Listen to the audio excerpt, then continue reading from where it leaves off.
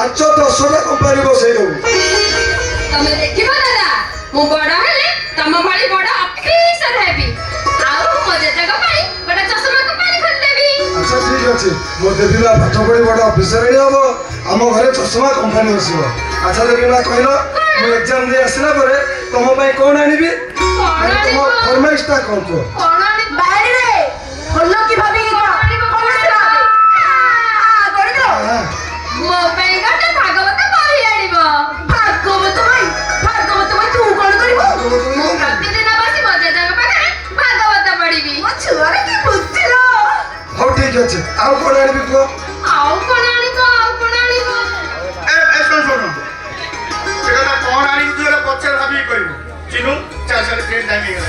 ହଉ ଠିକ ଅଛି, ମୁଁ ମୋ ଦେବୀମା ପାଇଁ ମୋ ମନ ପସନ୍ଦର ଜିନିଷ ଆଣିବି। ଚିନୁ ବ୍ୟାଗରେ ଟିଫିନ ରଖିଦେଇଛି, ହଁ ଖାଇଦବ। ହଁ କହୁଛି କି ମତେ ଆଗ କଲ୍ କରିବ। ନିଶ୍ଚିତ। ଆଉ ଗୋଟେ କଣ କହୁଥିଲି? ଶୁଣ ଦିଅର ଭାଉଜ ରାତି ସାରା ବସି କଥା ହଉଛ, କଥା ସରୁନି ଏଇନା କଣ କହୁଛ? ହ୍ୟାଲୋ, ତମ ଦେହ କଣ ଶୋଉନି? ଆମେ ଦିଅର ଭାଉଜ କଥା ହେଲେ ଚାଲୁ ଚାଲୁ ଟ୍ରେନ୍ ଟାଇମ୍ ହେଇଗଲା। ଆଗ ଭାଗବତ ବସେଇକ ପାଦୁକ ପାଉ, ତାପରେ ଯିବ। ଖାଲି ସବୁବେଳେ ଛାଡି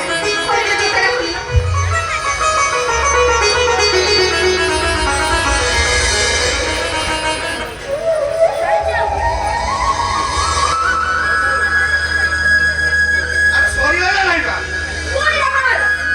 ଶାନ୍ତିରେ କିଛି କରେଇଦେବି। କଣ ହଉଛ ଦେଖ ସେମିତି ହଉଛ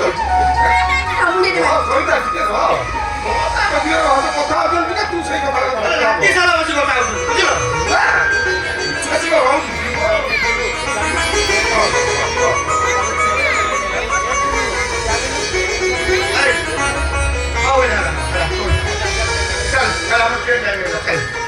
ପୁରା ମୁଣ୍ଡିଆ ମାରିଲି। ତୋର ବି ଦୋଷ ପ୍ରଥମ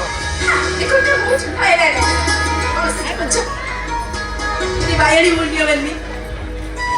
ଭଲ ପାଇଁ ପାଠ ପଢିବୁ, ଜେଜେଙ୍କ ଚଷମାରେ ଜମା ବି ଲାଗିବୁନି।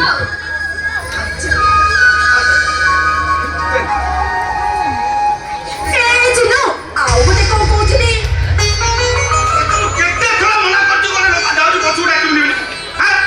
ଗୋଟେ ଲୋକ ଅନୁକୂଳେ ଯାଉଛି ପଛକୁ ଡାକିଲେ ତ ଅମଙ୍ଗଳ ହବନି। ନାଇଁ ଭାଇ, ତମେ ସେମିତି କୁହନି। ତୁ ଅନୁକୂଳରେ ବାହାରକୁ ବାହାରି ଗଲା ବେଳେ ମା ପଥର ଡାକିଲେ ଶୁଭ ହୋଇଥାଏ। ଆଉ ସେ ତ ଖାଲି ମୋ ମା ନୁହନ୍ତି, ସେ ମୋ ଭାଉଜ ମା। ତମେ ଦେଖିବ ଭାଉଜ, ତମରି ଆଶୀର୍ବାଦରୁ ମୁଁ ଏ ସହରର ସବୁଠୁ ବଡ ଓକିଲ ହେବି, ଆଉ ଏ ଦେଶର ସବୁ ଦୋଷୀମାନଙ୍କୁ ଦଣ୍ଡ ଦେବି। ଶୁଣେ ଚିନୁ, ଗଲାବେଳେ ପଦେ କଥା କହୁଛୁ। ଆରେ ତୁ ତ ଭଲ ଭାବରେ ଜାଣିଛୁ, ତୋରି ପାଠ ପଢା ପାଇଁ ସେ ପଣ୍ଡା ସାହେବଙ୍କ ପାଖରେ ସବୁ ଜମି ବାଡ଼ି ବନ୍ଧା କରିଛି। ମୁଁ ତ ଆଉ କେଇଦିନ ଅଛି, ଏବେ କି ଦି ଜଣ କେବେ ହତାଦର କରିବୁନି, ଧର୍ମ ରକ୍ଷା କରିବୁ। ବାପା ଏମିତି କାହିଁ କହୁଛନ୍ତି କହିଲେ? ତା ଛଡା ବାପା ମା ମାନେ ପିଲାମାନଙ୍କ ପାଇଁ ଅନେକ ତ୍ୟାଗ କରିଥାନ୍ତି। ଏ ଚିହ୍ନଟା ଆମ ଭାଇ, ଏ ଚିହ୍ନଟା ହଉଛି ଆମ ପୁଅ।